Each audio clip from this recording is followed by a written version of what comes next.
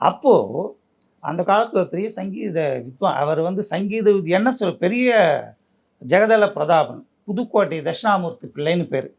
புதுக்கோட்டை மாமுண்டியா பிள்ளையோட சிஷ்யர். அவர் மிகப்பெரிய மேதை.